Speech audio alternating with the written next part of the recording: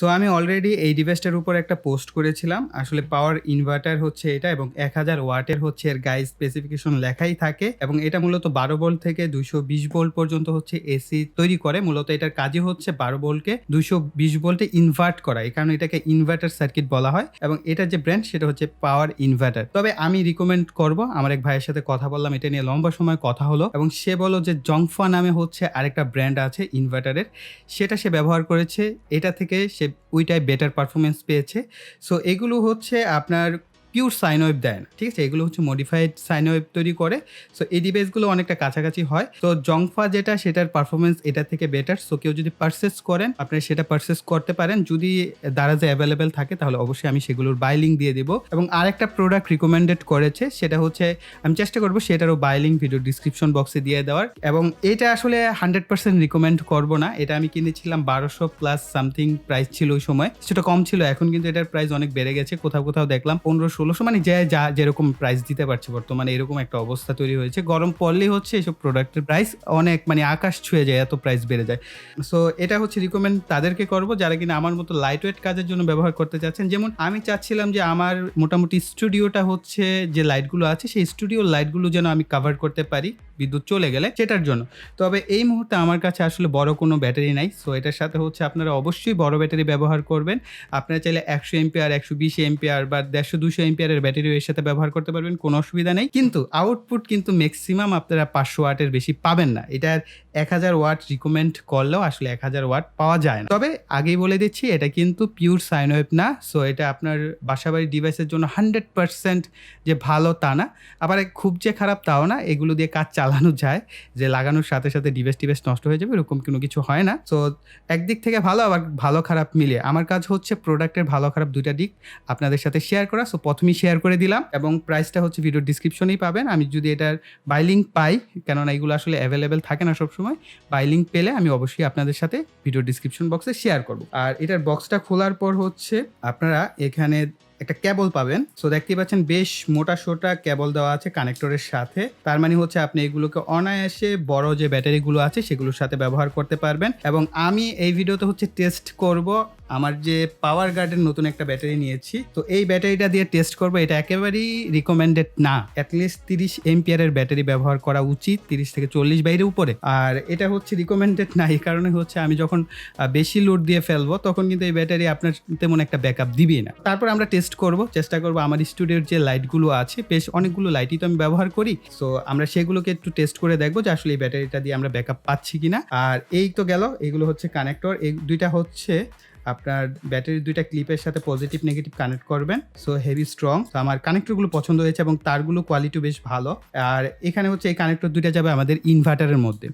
আর এ হচ্ছে আমাদের ইনভার্টার, পাওয়ার ইনভার্টার, এবং 1000 ওয়াট রিকমেন্ডেড করলেও আমি বারবারই বলছি 1000 ওয়াট কিন্তু এর থেকে পাবেন না। এবং এখানে লেখা আছে ডিসি 12 ভোল্ট থেকে এসি 220 ভোল্ট। এই ভিডিওতে এটাকে খুলে এর ইন্টারনাল কী কী রয়েছে সেটাও আমরা দেখে ফেলবো, অর্থাৎ এক ভিডিওতে কভার করবো, তাই ভিডিওটা একটু লম্বা হবে। রিকোয়েস্ট করবো ভিডিওটা আপনারা প্রথম থেকে একটু শেষ পর্যন্ত কষ্ট করে দেখেন, অনেক বেশি ইনফরমেশন পাবেন। আর এই যে কানেক্টরগুলো এগুলোকে হচ্ছে এভাবে খোলা যায় এবং এর পিছনে একটা 12 ভোল্টের ছোট্ট ফ্যান রয়েছে। তো এটাও দেখবো এটা আসলে 12 ভোল্টের নাকি 6 ভোল্টের ফ্যান, এটাও চেক করবো।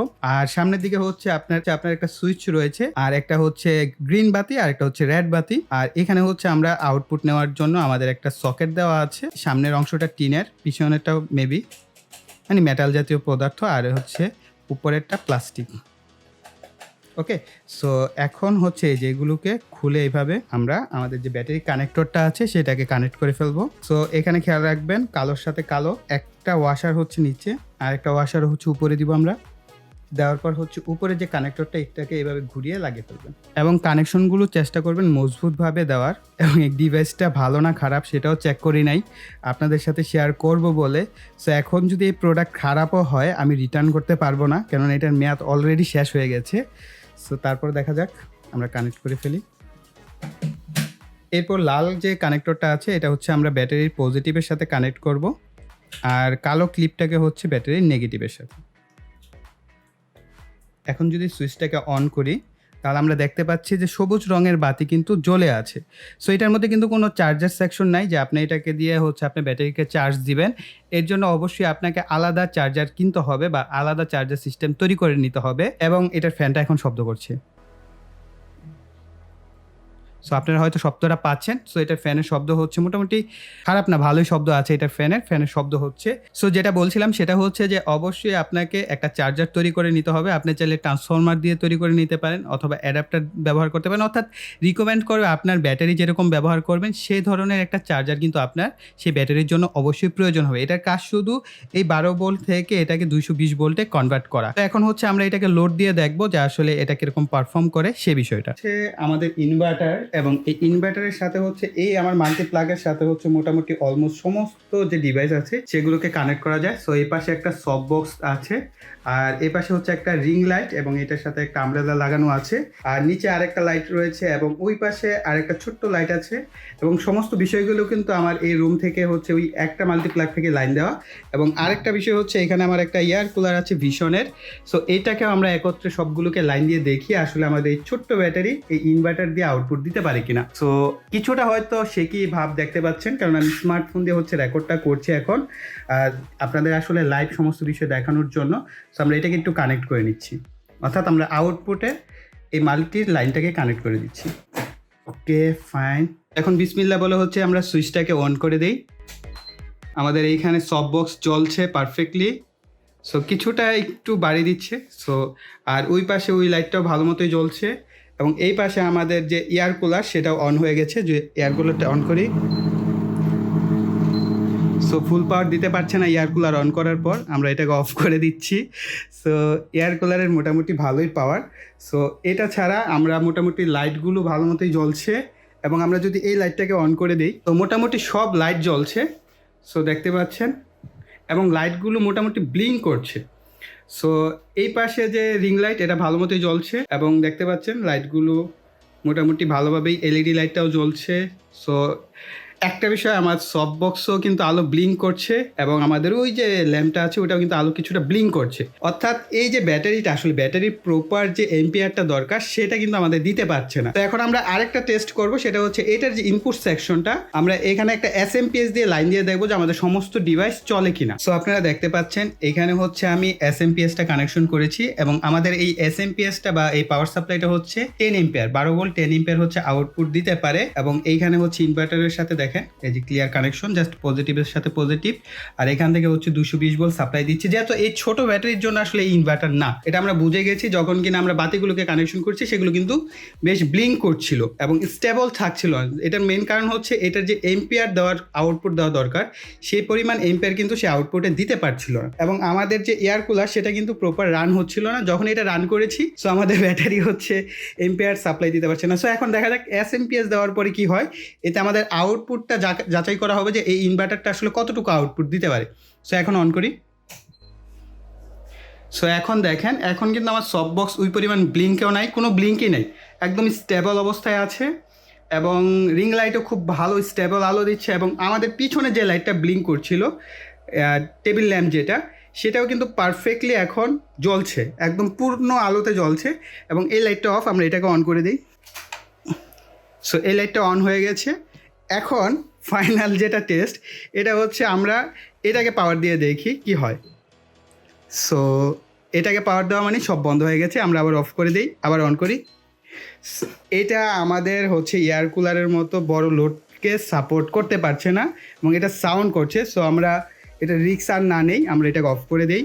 ওভারঅল কিন্তু আপনারা এখন একটা আমার অপিনিয়ন জানতে চাইবেন, আমি জানি। সেটা হচ্ছে আমার সফট বক্সে কিন্তু 5টা লাইট থাকে, 5টা লাইট এলইডি লাইটই, কিন্তু এক একটা প্রায় 20 ওয়াটের কাছাকাছি হচ্ছে এক একটা লাইট ব্যবহার করা হয়েছে, অর্থাৎ 18 ওয়াটের। কিন্তু আপনারা জানেন বাতিগুলো কিন্তু 18 ওয়াটের বেশিই নেয়, যদিও 18 ওয়াট বলে এরা বিক্রি করে। সো দেখা গেছে 20 ওয়াট ধরে যদি নেই তাহলে হচ্ছে ওইখানে 100 ওয়াট আছে এবং ওভারঅল সব মিলিয়ে 300 ওয়াটের মতো আমি সাপ্লাই দিয়েছি। এবং যেহেতু আমার এয়ার কুলারটা কানেক্টেড ছিল, তো এয়ার কুলার না চলা অবস্থায় কিন্তু বেশ কিছু সে পাওয়ার নিজের ভিতরে নিয়ে নিয়েছে।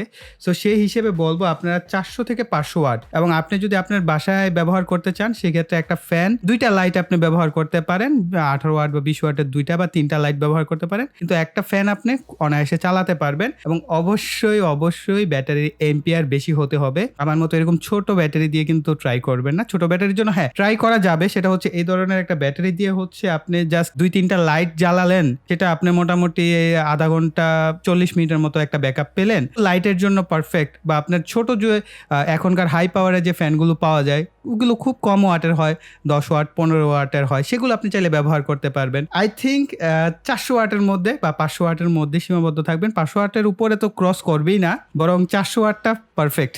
সো আই থিঙ্ক এটা আমার পার্সোনাল ওপিনিয়ন। এখন হচ্ছে আপনারা অবশ্যই যারা ব্যবহার করছেন, কে কত ওয়াটে ব্যবহার করছেন, কি ব্যবহার করছেন, এই ডিভাইসটা যদি কেউ ব্যবহার করে থাকেন সেটা অবশ্যই কমেন্ট সেকশনে লিখবেন, কারণ আমি কিন্তু আমার ওপিনিয়নটা ইনস্ট্যান্ট দিচ্ছি। এবং আপনারা যারা আছেন ব্যবহার করছেন, তারা আমার থেকে এক্সপিরিয়েন্স, তারা যদি কমেন্টে শেয়ার করেন, তাহলে অন্যান্য যারা আছেন কমেন্ট পড়েন, তারাও কিন্তু এটা সম্পর্কে সঠিক তথ্যটা পাবে। সো তাদের জন্য অবশ্যই কষ্ট করে প্রিয় ভাইয়েরা আপনারা একটু কমেন্ট সেকশনে লিখে দিবেন যে আপনার এক্সপিরিয়েন্স এই ইনভার্টারের উপরে কি, ভালো খারাপ যে কোনো কিছু লিখতে পারেন, কারণ আমি এটা বিক্রিও করছি না এবং এটা আমার নিজের তৈরি কোনো প্রোডাক্টও না। ওকে, তো এখন হচ্ছে আমরা খুলবো। আগে হচ্ছে আমরা কানেক্টরগুলোকে খুলে ফেলি।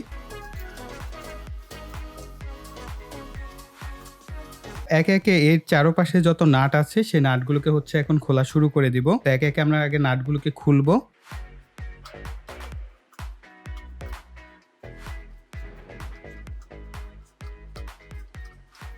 সো আমাদের মোটামুটি সামনের যে পার্ট সেটা খুলে চলে আসছে।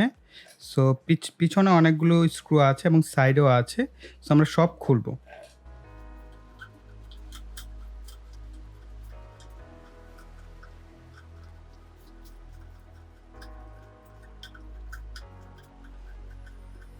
আমাদের এই ফ্যানটাকে খুলে নিতে হবে।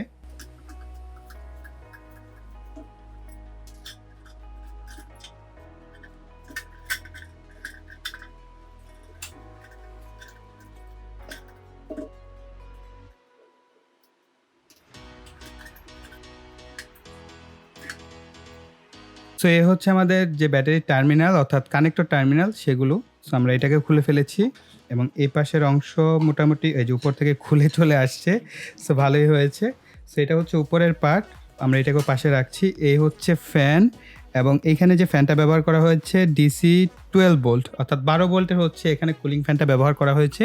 এবং এই ফ্যানটা যখন বেশি লোড দেওয়া হয় তখন কিন্তু আমাদের এই ফ্যানটা বেশ সাউন্ড করে। অলরাইট, আর এই হচ্ছে কানেক্টর এবং এই হচ্ছে আমাদের এই সামনের কানেকশনগুলো এবং এই হচ্ছে আমাদের মূল সার্কিট। আমরা এই সার্কিটের সাথে দেখতে পাচ্ছি এখানে একটা জাস্ট স্ক্রু লাগানো আছে। আমরা এটাকে খুললে মেবি এটা খুলে চলে আসবে। আমরা এই স্ক্রুটাকেও খুলে নেই। সো এটার সাথে মূলত একটা হিটসিং লাগানো ছিল, সো হিটসিংটা খুলে গেছে। এই হচ্ছে হিটসিং। সো এটা মূলত আমাদের এটার সাথে লাগানো ছিল। এখন আমরা ধীরে ধীরে যদি এটাকে সামনের দিকে চাপ দিই এটা খুলে চলে আসবে আমাদের সার্কিটটা। সো খুবই বাজেভাবে এটাকে খোলা হচ্ছে। সো সেট আপ করতে খবর হয়ে যাবে। সো যাই হোক, এই হচ্ছে আমাদের পুরো যে সার্কিট বোর্ড, সেই সার্কিট বোর্ডটা এবং এখানে কানেক্টর দেওয়া আছে। সো কানেক্টর দিয়ে হচ্ছে এইগুলোকে কানেকশন করা হয়েছে। আর এই দেখতে পাচ্ছেন এই ট্রান্সফরমারটাই মূলত হচ্ছে আমাদের মূল কাজটা করছে। আমরা এসএমপিএস এর ভিতরে দেখতে পাই এই ধরনের হাই পাওয়ার যে ট্রান্সফরমারগুলো সেগুলো ব্যবহার করা হয়ে থাকে। সো এই ট্রান্সফরমারটা যত বেশি পাওয়ারফুল হবে এবং এই পুরো অ্যাসেম্বলিটা যত পাওয়ারফুল হবে তত বেশি কিন্তু আউটপুটটা দিবে। আর এই হচ্ছে মোসফেট বোর্ড, মেবি এগুলো হচ্ছে প্রত্যেকটাই মোসফেট। একটু কাছ থেকে দেখাচ্ছি আপনাদেরকে। সো যদিও ক্যামেরায় অতটা ক্লিয়ার আসবে না এখানে, সো তারপর আমি চেষ্টা করছি দেখাতে।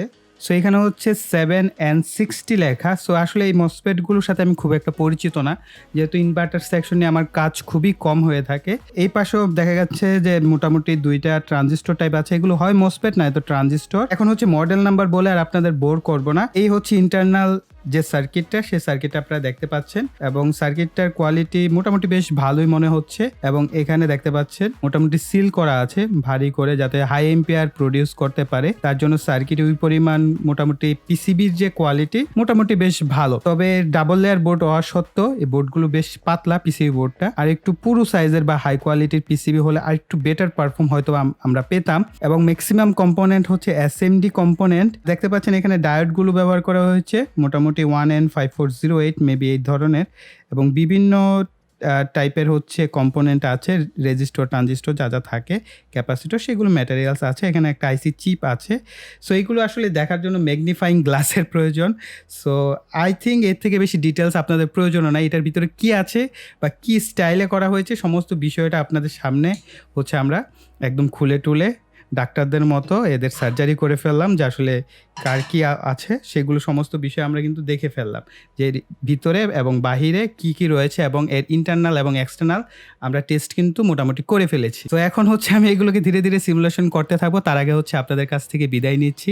আশা করি এই ধরনের এক্সপেরিমেন্টাল ভিডিও আপনাদের অনেক বেশি হেল্প করে বা আপনারা পছন্দ করেন। সবচেয়ে বড় ব্যাপার হচ্ছে যে আপনাদের ভালো লাগে, তার জন্য অবশ্যই ভিডিওতে লাইক দিবেন এবং আপনাদের কাছে এই ভিডিওতে লাইকের এম থাকবে অ্যাটলিস্ট আপনারা 300টা লাইক দিবেন। এটা আমার রিকোয়েস্ট থাকবে পার্সোনাল, এবং ভিডিওর শেষে বলছি কারণ আমি জানি আপনারা অনেকে শেষ পর্যন্ত ভিডিওটা দেখছেন, তার জন্য অসংখ্য অসংখ্য ধন্যবাদ। এবং অবশ্যই আপনারা প্রত্যেকে যদি একটা করে লাইক দেন, 300-400 লাইক হতে সময় লাগে না এবং এটার পিছনে প্রচুর পরিশ্রম গেছে এই ভিডিওটা করতে গিয়ে। তার জন্য অবশ্যই লাইক দিবেন, কমেন্ট করবেন এবং ভিডিওটি শেয়ার করবেন আপনাদের ফ্রেন্ড সার্কেলের সাথে। আর যারা এখনও চ্যানেলটিকে সাবস্ক্রাইব করেনি, চ্যানেলটিকে সাবস্ক্রাইব করে পাশে বেল বাটনটি অ্যাক্টিভ করে দিবেন পরবর্তী ভিডিওর নোটিফিকেশন পাওয়ার জন্য। সো এই বলে এখানে বিদায় নিব। সকালে ভালো থাকবেন, সুস্থ থাকবেন, টাটা।